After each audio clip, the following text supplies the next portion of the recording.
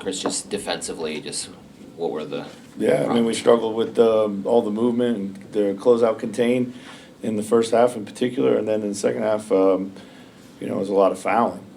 Yeah, especially when we tightened the game up, we gave them eight straight free throws when we got to a 4-point game. Did you see a slippage in just competitiveness overall with the guys? At times, yeah, sure. Certainly early on. How do you kind of draw that out of them, or what do they have Ask to do them, to John. Ask them. It's on them. They got to come in and put the work on. It can't be a sometimes thing.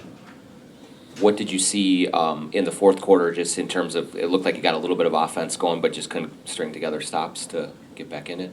Yeah, I mean, we didn't hold them under 30 at one point in the game. In no quarter were they under 30. So, defense wasn't there tonight like we needed it to be. Chris, what changes in this matchup with Memphis for your team when they have Jaren Jackson Jr.?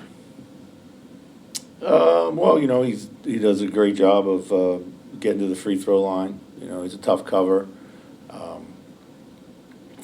So yeah, I mean, he's can make shots at all ranges. He can, if you switch, he can post you. If you have a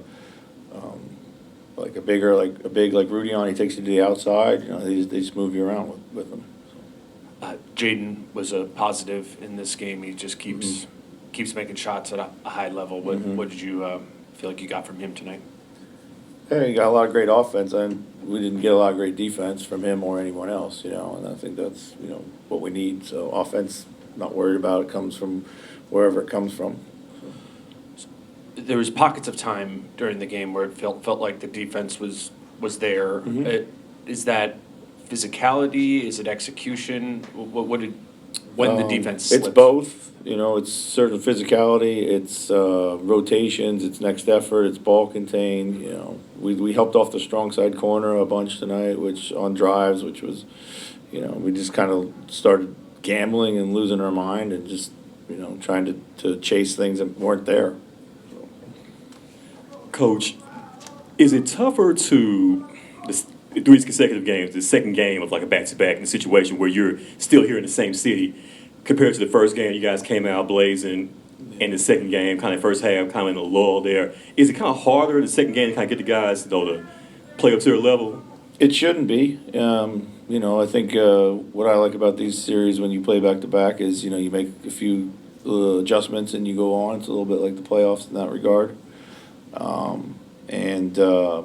So yeah, but obviously, those guys getting Jackson Jr. back was a big addition.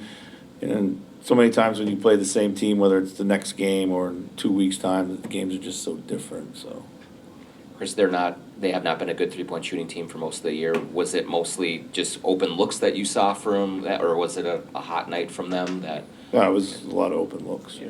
So. Any other questions? Thanks.